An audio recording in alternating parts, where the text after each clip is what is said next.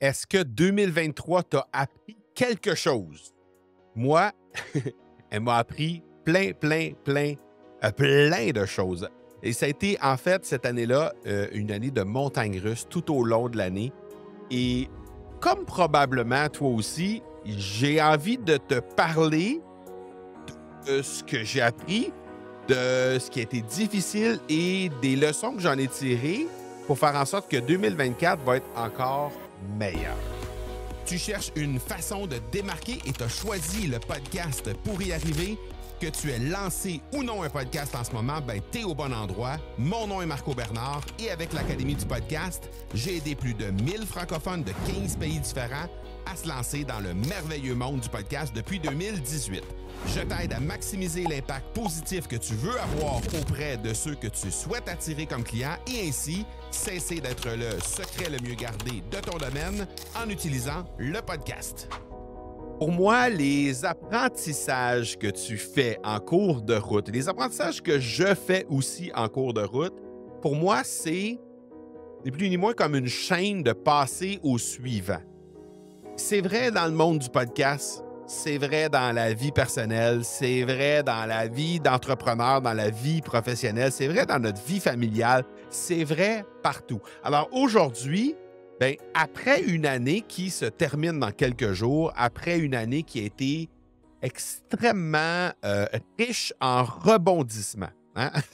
Et non pas riche parce que ça a été hyper positif pendant toute l'année, mais riche parce que j'ai eu une foule d'apprentissages qui se sont pointés et ben, des apprentissages, quand on rencontre des problématiques, c'est souvent ça, on rencontre des problématiques ou on rencontre des grands succès, parfois c'est ça aussi, on tire des apprentissages de ça, mais si on n'est pas en mesure de tirer des leçons de ce qui se passe, si on n'est pas en mesure de se remettre en question ou de refaire un point sur qu'est-ce qui s'est passé, ben, on passe à côté de plein de choses. Et j'ai eu la chance récemment de pouvoir me déposer sur l'année 2023, mais même, je dirais, même encore plus que ça. J'ai eu la chance de me déposer sur les dernières années que j'ai fait, les dernières années qu'on a eues comme entrepreneur, les dernières années que j'ai eues aussi dans ma vie personnelle et ça m'a amené à réfléchir sur comment je voulais aborder l'année 2024 pour faire en sorte que ça puisse être encore une meilleure année. Il y a eu beaucoup de nouveautés dans les dernières années, hein. On est sorti pendant l'année 2023 de 2 années de pandémie, hein. L'année 2020, l'année 2021 et même une partie de l'année 2022, on avait encore un pied, je dirais, dans cette fameuse pandémie. Alors que pendant l'année 2022, au fur et à mesure qu'on avançait, ben là, on s'en est sorti et 2023, on peut dire que littéralement, on était vraiment sorti de cette pandémie-là avec tout le ressac des différentes actions qui avaient été posées pendant cette pandémie.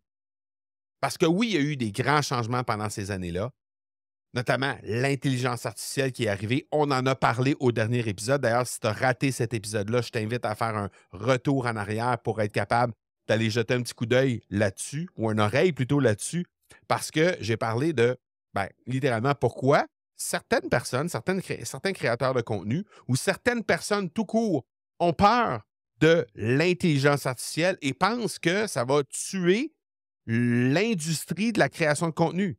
Donc, j'ai parlé de ça à l'épisode 305, juste l'épisode avant celui que tu es en train d'écouter présentement. Donc, si tu as raté ça, fais un petit retour en arrière à la fin de l'épisode, tu iras écouter ça. Je pense que tu vas apprécier. Mais l'intelligence artificielle, donc, qui a vu le jour pendant ces 2, 3 dernières années, en tout cas de façon plus démocratique, si on peut dire, que les gens puissent l'utiliser dans leur vie de tous les jours, ça s'est vraiment transmis plutôt dans les dernières années. Et spécialement en 2023, il y a eu une grande éclosion là-dessus avec l'arrivée de ChatGPT. Euh, les changements ont été là à vitesse grand V, hein, littéralement. Ça a été très fast au niveau des changements. Il y a eu un paquet d'informations, une quantité d'informations qui était phénoménale, disponible du bout des doigts, très rapidement. Et il y a eu beaucoup de nouveaux créateurs de contenu qui ont vu le jour, qui se sont mis à créer du contenu pendant la pandémie.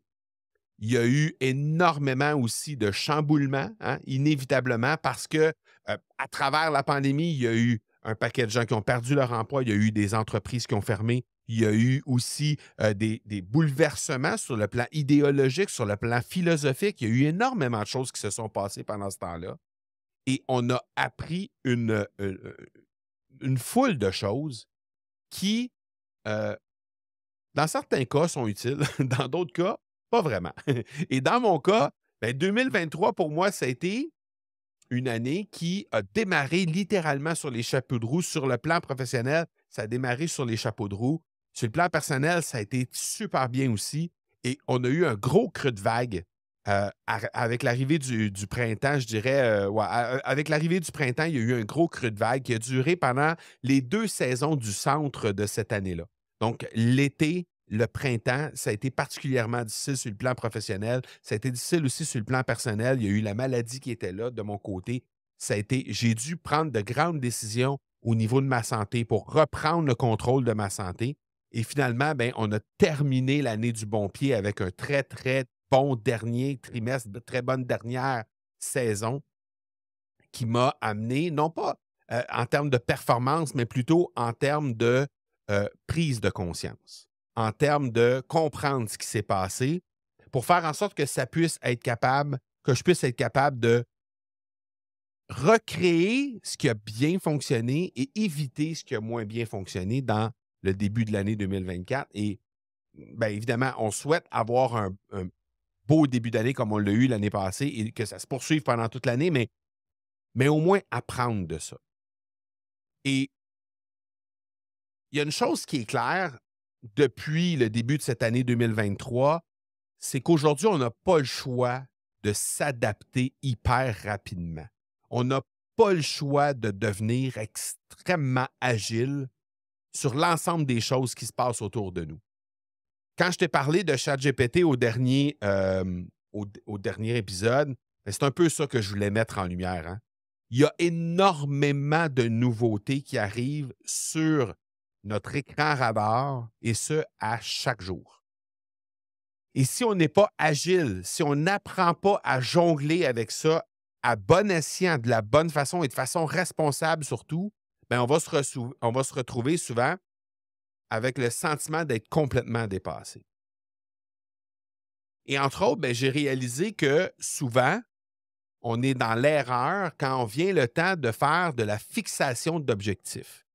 Et le pourquoi je parle de ça aujourd'hui, dans cet épisode-là, en toute fin d'année, en fait, le dernier épisode de l'année, c'est parce que souvent, on est dans un moment où soit on vient juste de fixer nos objectifs pour 2024, soit on est dans la période où on est en train de préparer notre fixation d'objectifs qu'on va faire soit présentement ou dans les prochains jours, dans les débuts de l'année qui s'apprête à commencer. Mais ce que j'ai réalisé, c'est que très souvent, la fixation des objectifs se fait plutôt dans l'écart. C'est-à-dire qu'on regarde ce qu'on aimerait avoir de plus, ce qu'on aimerait accomplir de mieux, ce qu'on aimerait faire de plus dans la prochaine année ou dans le prochain trimestre, par exemple, plutôt que de partir avec un point de départ qui se situe plutôt dans le passé. Et je sais, c'est contre-intuitif de faire ça, mais d'abord de prendre le temps de se responsabiliser dans l'appréciation de ce qui a été fait dans les derniers 90 jours, dans les derniers 6 mois, dans la dernière année, bien, déjà, ça nous amène dans un esprit qui va nous permettre de mieux fixer nos objectifs pour le futur. Parce que très souvent, ce qu'on a acquis, ne serait-ce que dans les derniers 90 jours, on prend ça pour acquis. Et j'en parlais justement à des gens dans l'Académie du podcast, à des clients, les clients de mon club élite, tout récemment. Et il y avait des membres de ce club-là qui disaient, quand je leur parlais de ça, ils me disaient, mais Marco, c'est incroyable ce que tu es en train de dire là, parce que quand je fais juste l'exercice de me déposer à savoir où j'étais il y a 90 jours, où j'étais l'été dernier, c'est incroyable le chemin qui a été parcouru déjà. Et parfois, c'est juste des petites victoires. C'est des choses qu'on prend pour acquises très, très, très rapidement. Par exemple, l'utilisation d'un outil en particulier, la mise en place d'un processus utilisant l'intelligence artificielle pour être capable de maximiser l'impact avec notre contenu. Toutes ces choses-là, des fois, c'est des choses qu'on prend pour acquis très, très, très rapidement parce qu'une fois que c'est fait, ben c'est comme devenu monnaie courante. C'est comme devenu quelque chose qu'on exécute de façon très, très, très facilement. Alors, on vit dans une espèce de monde d'écart plutôt que de regarder ce qu'on pourrait avoir, ce qu'on a fait dans les 90 derniers jours. Qu'est-ce qu'on a déjà gagné? Donc, on apprécie davantage le gain qu'on vient de faire plutôt que de vouloir être constamment dans l'écart. C'est ce que je te propose de faire. Parce que quand tu regardes ça, c'est un peu comme si tu regardais un peintre en train de peindre sa toile et qui est littéralement obsédé par le coin qui est encore vierge sur la toile, plutôt que de prendre un pas de recul et déjà d'apprécier la multitude de couleurs et de formes qui ont déjà été peintes sur sa toile. Et c'est exactement la même chose quand vient le temps de fixer tes objectifs. Quand tu ne prends pas le temps d'apprécier ce qui a été fait dans le passé, quand tu ne regardes pas d'où tu arrives, comment peux-tu faire pour reproduire les choses qui ont bien fonctionné? Comment peux-tu faire pour faire en sorte que tu puisses être capable de prendre ce qui a bien fonctionné, de le maximiser et de l'amplifier pour être capable d'atteindre encore de meilleurs résultats? Donc, c'est exactement ce que moi, j'ai réalisé pendant l'année 2024, 23, pardon. Et il y a je vais juste te lister plusieurs trucs, plusieurs items qui ont vraiment littéralement fait une grande différence pour moi dans l'année 2023. La première chose, j'ai réalisé à quel point le contenu personnel, et j'en ai parlé un peu au dernier épisode, mais le contenu personnel, les choses que je partage, qui viennent de mon histoire, qui viennent de mes expériences personnelles, j'ai réalisé à quel point les gens étaient impactés, que c'était encore plus percutant comme contenu quand je créais du contenu de cette façon-là, plutôt que de me fier strictement à de l'information que les gens voulaient avoir. Parce qu'aujourd'hui, là, je suis en train de te livrer de l'information. Je vais te partager des trucs, des astuces, des conseils que j'ai appris de mon année 2023. Mais tout ça, c'est à travers un filtre d'histoire personnelle. Et très souvent, c'est le type de contenu qui impacte le plus et qui génère le plus grand nombre d'engagements. Donc ça, c'est une première chose que j'ai réalisée en 2023. La deuxième chose, c'est que les gens reviennent, ont envie encore plus qu'avant, et même, je dirais qu'avant la pandémie, du contact de un à un. Et ce, même lors de super gros lancements.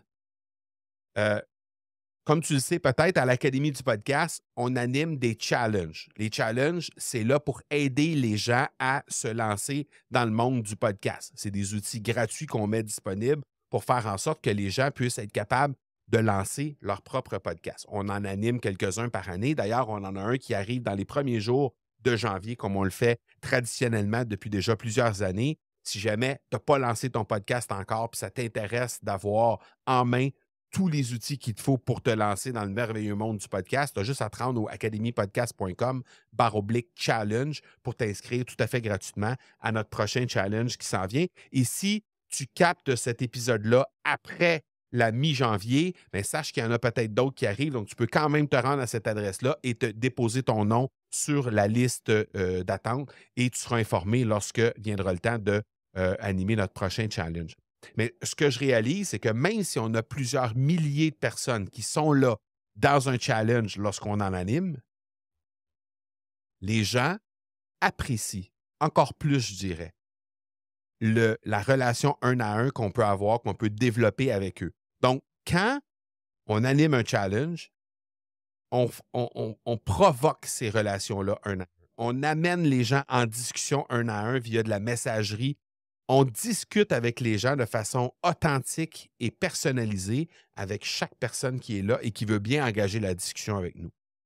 Et ça, ben, c'est quelque chose que j'ai réalisé en cours d'année 2023. Parce qu'on était dans une époque où, pendant la pandémie, les gens voulaient avoir le plus grand nombre d'informations dans le moins de temps possible. Donc, il n'y avait pas le temps d'engager la discussion. Ils ne voulaient pas avoir à se préoccuper de ça. Ils voulaient juste amener ils étaient dans une situation d'urgence de pouvoir capter le plus grand nombre d'informations possible dans le moins de temps possible. Maintenant qu'on est sorti de cette pandémie-là et qu'on a été privé de ces relations un à un-là, ma perception, c'est que les gens le balancier va aller à l'opposé de ça. Et ça, le contact un à un, ben, ça reprend sa vie, ça reprend sa place qu'il y avait avant la pandémie, et même mieux, même je dirais, que la pandémie, et il y a une très, très grande puissance derrière ça. Donc ça, c'est la deuxième grande leçon que j'ai eue par rapport à 2023. La troisième grande leçon, c'est, même si c'est contre-intuitif, de prendre le temps, on va plus vite. C'est curieux quand on le dit comme ça, là, mais de prendre le temps, de se déposer, de prendre de la hauteur, que ce soit sur du contenu concret, que ce soit sur de la stratégie business, que ce soit dans notre vie personnelle, peu importe. De prendre le temps, ça va nous faire aller plus rapidement que de constamment être dans l'occupation de notre esprit. Et ça, c'est quelque chose que je savais, mais que j'ai revisité en 2023. Autant dans mon contenu que dans ma vie professionnelle, que dans ma vie personnelle. Donc ça, c'est la troisième leçon. La quatrième leçon, c'est que, et j'en ai parlé il y a quelques instants, c'est que le regard en arrière nous permet de mieux se projeter vers l'avant. Encore une fois, c'est un peu contre-intuitif, mais quand on regarde où on était il y a 90 jours, par exemple, dans notre contenu, dans notre création de contenu, on peut évaluer ce qui a bien fonctionné. On peut déjà apprécier ce qu'on a fait comme contenu et où ça nous a amené aujourd'hui et récupérer les bonnes actions pour en mettre encore plus dans le prochain trimestre qu'on va faire ou dans la prochaine année qu'on va faire et de continuer d'avancer. Mais la première étape, c'est de prendre le temps de se déposer sur ce qui a été fait avant et d'apprécier les différentes actions, les différentes réussites qu'on a faites, aussi petites soient-elles. Donc ça, c'est la quatrième chose. La cinquième chose, ben, c'est de s'entourer de gagnants et d'en prendre soin. S'entourer de gagnants, ça veut dire prendre le temps d'aller interagir dans des communautés, prendre le temps de s'inscrire dans des communautés et de développer des relations avec des gens qui ont marché le chemin avant nous. C'est primordial. Avoir des discussions avec des gens qui sont devant nous dans une sphère en particulier, pas nécessairement dans toutes les sphères. Et très récemment, j'ai eu la chance de participer dans une immersion avec des entrepreneurs de la francophonie. Parmi les plus grands entrepreneurs de la francophonie mondiale, on était au-delà d'une trentaine. Et c'était absolument d'une richesse inouïe, les gens qui étaient dans cette salle-là. Et ce qui est particulier comme expérience qu'on a vécue, c'est que à un certain... il y avait des gens là-dedans qui en étaient à leur première expérience. Et des gens qui ont déjà un très, très grand succès. Et spontanément, quand on était rendu vers la fin de l'immersion, on leur a posé la question, qu'est-ce que tu penses de ta première immersion? Et la réponse, ça a été, je me rends compte à quel point je suis faible dans certains endroits. Je me rends compte à quel point moi, j'arrivais ici avec l'idée que j'étais au top, mais là, je me rends compte que il y en a plein d'autres champions autour de moi. Il y a plein d'autres champions dans plein de choses qui sont nettement en avant de moi dans certaines choses. Et ça, c'est fabuleux parce que de te rendre compte et de prendre le temps de te déposer sur le fait que tu as une grande force dans une sphère en particulier, mais que tu as aussi des choses à améliorer dans d'autres sphères et qu'il y a des gens qui peuvent t'aider à le faire. C'est magnifique. Mais pour être capable de faire ça, il faut que tu prennes le temps de côtoyer des gens qui ont marché le chemin avant toi. Il faut que tu prennes le temps de de côtoyer des gens qui sont peut-être en avant de toi dans certaines parties et d'accepter, d'avoir l'humilité d'accepter que ces gens-là soient devant, sachant que toi, il y a peut-être des endroits où tu es devant eux. Mais s'entourer de gagnants et de prendre soin de ces relations-là, c'est quelque chose que j'ai commencé, continué à faire en 2023 et que je veux encore amplifier en 2024. La sixième chose, et ça va être particulier.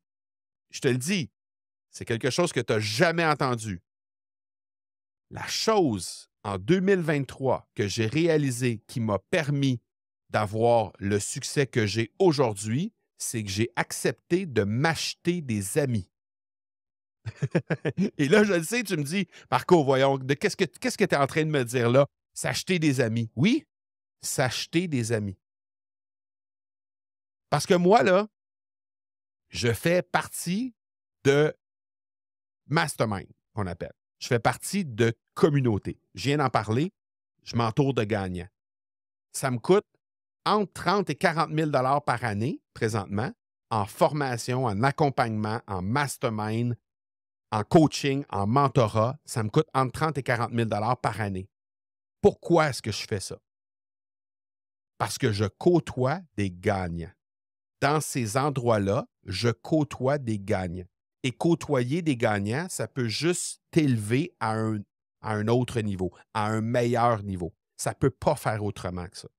Donc, quand je dis s'acheter des amis, c'est qu'il y a plein d'amis que j'ai dans mon cercle d'amis maintenant qui proviennent de ces masterminds-là qui me coûtent énormément d'argent. Mais ces amis-là, ben, c'est des amis aussi dans la vie de tous les jours parce que la relation s'est développée à partir de ces masterminds-là dans lesquels j'ai investi plusieurs dizaines de milliers de dollars. Donc, s'acheter des amis, ça peut aussi vouloir dire d'investir dans des communautés, d'investir dans des formations qui ont des communautés rattachées à la formation qui fait en sorte que ça va te faire te dépasser, ça va t'élever à un autre niveau dans une sphère en particulier. Dans mon cas, j'ai un mastermind dans lequel je fais partie qui est un mastermind de prise de parole. Donc, tout ce qui touche la prise de parole, tout ce qui touche l'animation d'épisodes de podcast, l'animation de webinaires, de conférences sur scène, etc. Et je fais partie d'un mastermind de ça qui est aux États-Unis. Donc, évidemment, ça m'élève comme personne. Je deviens meilleur à présenter, je deviens meilleur à communiquer parce que j'ai décidé d'investir en moi. Et l'autre mastermind, ben, c'est un mastermind d'entrepreneuriat. Donc, entrepreneuriat au sens large, ça peut être du marketing, ça peut être des ressources humaines, ça peut être des ventes, ça peut être de la création de contenu. C'est au sens large, c'est vraiment l'entrepreneuriat. Et encore une fois, ben, il y a des gens là-dedans que je me rends compte qui sont nettement en avant de moi sur telle sphère et j'apprends d'eux. Et à l'opposé, ben, il y a des choses que moi, je suis capable d'apporter à ces gens-là et ils apprennent de moi. Donc, le fait d'investir dans ces masterminds-là, le fait d'investir dans ces endroits-là qui réunissent des gagnants, bien, ça m'élève et ça fait en sorte que je développe une foule de relations aussi qui sont des relations véritables et durables. Il y a certaines personnes avec qui on a partagé des repas, qu'on a partagé des soupers, qu'on est allé chez eux parce qu'ils sont devenus des amis. Mais je les ai d'abord rencontrés à cet endroit-là. Et dans l'Académie du podcast, ça fait exactement la même chose. On a un mastermind qui s'appelle le Club des élites. Et dans ce mastermind-là, je sais qu'il y a des gens qui sont allés passer des week-ends, des semaines chez d'autres personnes du Club des élites parce qu'il y a eu des amitiés qui se sont développées. Et parce que les gens s'entraident entre eux. Parce qu'il y a des gens qui ont des forces que d'autres n'ont pas. Et inversement aussi, et les gens s'entraident entre eux. Et c'est moi qui anime ce mastermind-là du Club des élites, mais je sais que la force et toute la puissance qui réside dans le fait que les gens puissent s'entraider entre eux, c'est même encore plus puissant que n'importe quel enseignement que je pourrais amener dans ce Club des élites-là, peu importe l'enseignement. Et je sais qu'on amène des enseignements qui sont de grande qualité là, dans ce mastermind-là. Mais la réalité, c'est que la relation entre les gens qui sont là, c'est d'une puissance inouïe. Et la dernière chose que j'ai appris, la dernière leçon, je dirais, que j'ai appris, c'est, et c'est encore plus vrai avec l'avènement de ChatGPT, comme j'en ai parlé au dernier épisode, c'est que l'information, c'est devenu, et ça deviendra encore plus en 2024, une commodité. Ce que ça veut dire, c'est que à tout moment, tu peux aller sur ChatGPT, aller sur Google, aller sur n'importe quelle forme d'intelligence artificielle, taper une recherche et avoir une réponse à ta question. Et approfondir un sujet de façon infinie parce que l'information, elle est disponible. Alors que la personne qui livre l'information, elle, c'est elle qui fait la différence. Et ça, c'est une grande leçon que j'ai apprise. Parce que je me suis rendu compte que, et j'en ai parlé un peu au début aussi, c'est que les contacts un à un, les contenus personnels restent les contenus qui fonctionnent le mieux. Alors, la couleur que moi j'apporte dans mes trucs, la couleur que je mets à l'intérieur de l'information que je livre dans chaque épisode de podcast ou dans chaque contenu que je crée, bien ça, il n'y a que moi qui peut être capable de le faire. Donc, je continue de faire la différence en livrant de l'information qui, elle, est une commodité, mais en la livrant à ma couleur à moi, avec ma personnalité à moi, avec mon filtre d'expérience à moi, qui fait la différence. Parce que je suis en train de te donner de l'information ici aujourd'hui. Probablement que tu pourrais trouver de l'information sur l'ensemble des 7 items que je t'ai partagés, des 7 leçons que 2023 m'a appris. Tu pourrais trouver de l'information là-dessus.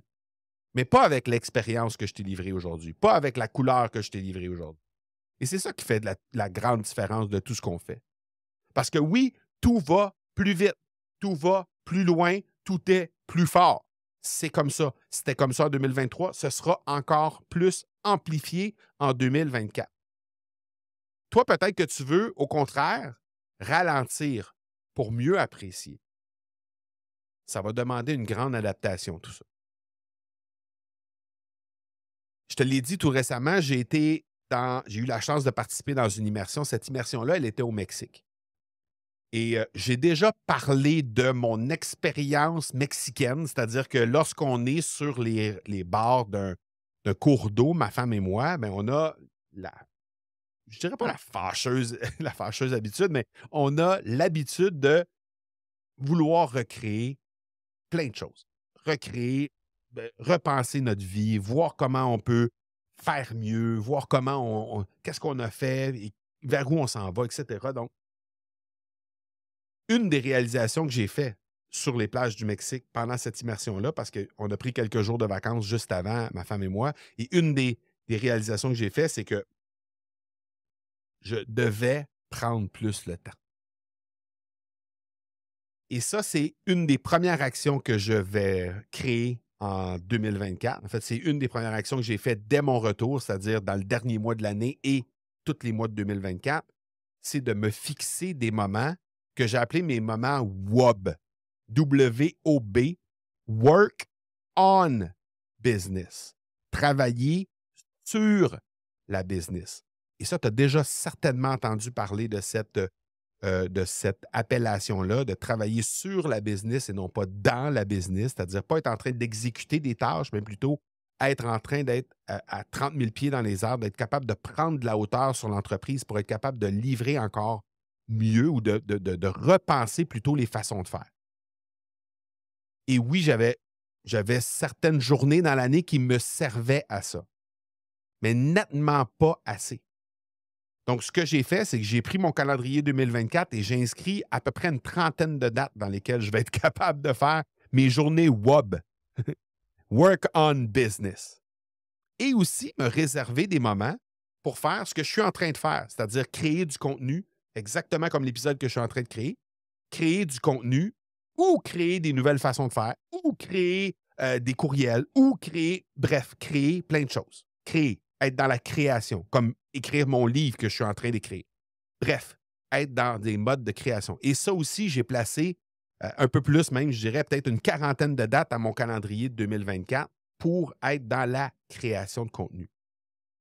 Donc ça, c'est une façon pour moi de ralentir pour aller plus rapidement. Parce que quand je regardais, j'étais assis sur la plage, je regardais les vagues venir se fracasser sur la plage.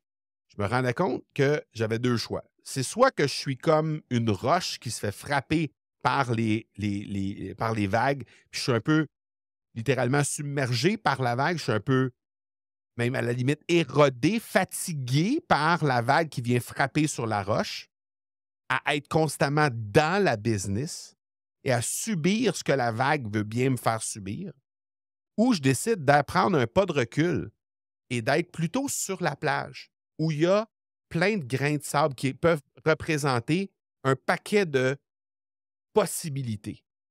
Avec le recul, je suis capable de voir qu'est-ce que je vais prendre comme direction. Je vais pouvoir prendre le temps de m'étendre, prendre le temps de respirer un peu, prendre le temps de prendre les bonnes décisions, prendre le temps de littéralement apprécier aussi le moment que je suis en train de vivre. Le soleil qui vient sur mon visage, le vent qui vient du large. Je vais être en train de faire ça. Je vais pouvoir faire ça. Je vais pouvoir apprécier l'odeur qui vient du large aussi. Et ça, bien souvent, c'est juste un pas de recul.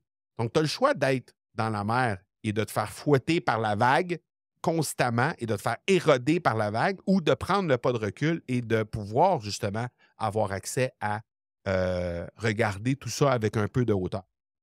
Et ça fait une grande différence pour moi. Et ça, cette réalisation-là, bien, ça m'a amené à prendre des actions précises, à prendre des actions nettes dès mon retour au début du mois de décembre pour faire en sorte que je puisse avoir une meilleure année 2024, mieux, que je vais apprécier encore plus que celle de 2023. Est-ce qu'elle va être meilleure sur le thème en termes de résultats? Je ne sais pas. Est-ce qu'elle va être meilleure sur le plan personnel? Je ne sais pas. Mais il y a une chose qui est sûre, par exemple, c'est que je vais être capable d'apprécier encore plus ce qui va se passer en 2024 grâce aux choses que j'ai mises en place. Et en terminant, je voulais te partager ces 5 étapes-là que moi, j'ai mis en place tout de suite, dès le retour, pour être capable de pouvoir apprécier ça. Donc, la première étape, c'est au moins fixer une journée par jour pour être capable de prendre le temps de travailler sur ta business et d'apprécier le travail qui est accompli. Je te l'ai dit, moi, je me suis fixé une trentaine de dates. Donc, j'ai plus de 2 jours par mois pour faire ça. Peut-être que tu n'as pas le temps, ou peut-être que tu considères pas avoir le temps de faire 2 jours ou 3 jours dans un mois avec cet objectif-là. Commence par une journée. Fais une journée par mois où tu vas faire que ça. Il n'est pas question de répondre à un courriel, répondre à un truc sur les réseaux sociaux. Il n'est pas question de faire un meeting d'équipe ou d'avoir des meetings clients. C'est une journée qui est consacrée que à d'abord apprécier le travail qui a été accompli dans le dernier mois ou dans le dernier trimestre, par exemple, et ensuite travailler sur la business. C'est-à-dire regarder comment tu pourrais améliorer tes processus. Regarder quelle direction tu pourrais prendre. Ce serait quoi les prochaines avenues, les prochaines décisions qui pourraient faire en sorte que tu pourrais améliorer tout ça. Et même chose avec ton podcast. Ça peut aussi être avec le podcast, définitivement. Deuxième étape, fixer au moins un jour par semaine pour se placer en mode création. Un jour par semaine, ça peut être une demi-journée, mais pour être en mode création, soit podcast, soit réseaux sociaux, soit vidéo, soit email, peu importe, pour vraiment créer du contenu. Au moins une journée à chaque semaine.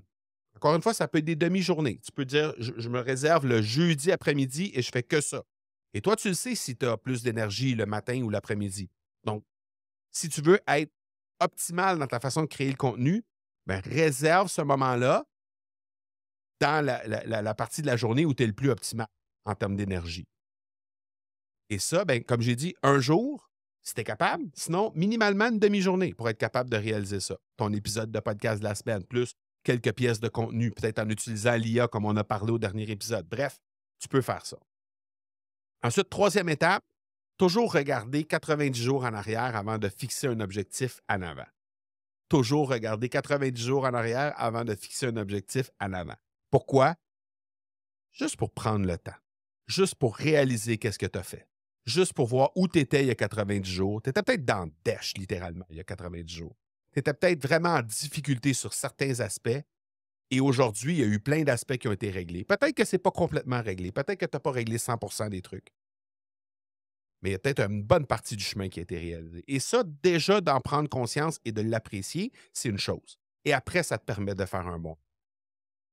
Quatrième chose, partager au moins une histoire personnelle à chacun de tes épisodes de podcast ou chacune de tes pièces de contenu que tu veux créer, que ce soit un courriel, que ce soit un truc vidéo, peu importe qu'est-ce que tu veux créer, un post sur les réseaux sociaux, toujours qu'il y ait un petit côté personnel derrière. C'est ce qui va te différencier de l'intelligence artificielle. C'est ce qui va faire que tu ne deviendras pas une commodité en train de partager constamment de l'information, mais qui va vraiment être avec ta couleur, ta propre personnalité derrière le contenu que tu crées. Et finalement, 5e étape que je veux te partager, c'est de te garder un budget formation pour continuer d'avancer à chaque jour et continuer de te garder à jour. Littéralement, t'acheter des amis. Donc, un budget formation / communauté qui va te permettre de t'élever parce que c'est des gens qui ont déjà marché le chemin avant toi. Et ça, c'est primordial. Comme je t'ai dit, moi, j'ai entre 30 et 40 000 à chaque année que je mets là-dedans, que j'investis là-dedans. Et ce n'est pas une dépense pour moi, c'est un investissement. C'est un investissement. Parce que je retrouve énormément, je vais chercher énormément de ces gens-là. Donc, c'est un investissement pour moi. Alors, je t'invite à te réserver un budget formation. Ce n'est pas obligé d'être 30 000 ou 40 000. Moi, si je recule en arrière, en 2016, ça prenait tout mon petit change, mes fonds de tiroir pour acheter des formations à 2 000 $. J'ai acheté une formation sur l'entrepreneuriat en 2017. Ça a pris mes fonds de tiroir pour être capable d'accéder à cette formation-là il y a à peine 6 ans.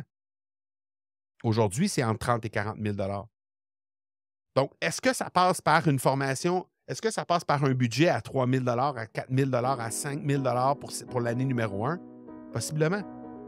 Mais réserve un moment de formation. Réserve ce moment-là. Réserve un budget qui va te permettre de côtoyer des gens qui vont t'amener à t'élever dans un domaine spécifique. L'an prochain, essaie de bonifier ce budget-là. Essaie de faire en sorte que le budget formation soit augmenté d'une année à l'autre. Pas doubler nécessairement d'une année à l'autre, mais juste de l'augmenter. Si tu es capable de le doubler, tant mieux. Mais juste de l'augmenter d'une année à l'autre pour faire en sorte que tu vas continuer d'être à l'avant-poste, que tu vas être engagé dans une formation, dans une communauté et à travers tout ça, que tu vas découvrir des gagnants qui vont t'amener à t'élever à un autre niveau. Donc, si tu veux te déposer et voir un peu comment nous, on peut t'aider à travers tout ça, à réaliser cet objectif-là. Bon, je t'ai parlé du challenge au début. Si jamais tu n'as pas déjà lancé ton podcast, ça peut être une très, très bonne avenue. Mais si jamais tu as déjà ton podcast puis tu veux juste devenir un meilleur entrepreneur, tu veux devenir un meilleur podcasteur, il y a des outils qui peuvent te permettre de faire ça. OK? Sans aucune obligation, on a rendu disponible un membre de notre équipe qui va te permettre d'évaluer l'ensemble des possibilités, l'ensemble des ressources que nous, on rend disponibles au sein de l'Académie du podcast. Donc, tu peux te rendre au academypodcast.com/appel pour discuter avec le membre de notre équipe. Ça va nous faire extrêmement plaisir et j'ai vraiment hâte, pour vrai, j'ai vraiment hâte de travailler avec toi sur la suite des choses et faire en sorte que ton année 2024 soit la meilleure année et qui va te permettre de te servir de tremplin vers les prochaines années. Juste en mettant en place les 5 étapes que je t'ai parlé, je pense que ça va définitivement t'aider. Alors, tu peux prendre rendez-vous, academypodcast.com/appel et on regarde ça ensemble. Voilà pour aujourd'hui. Je te souhaite une excellente fin d'année 2023 et on se reparle la semaine prochaine. Ciao, ciao.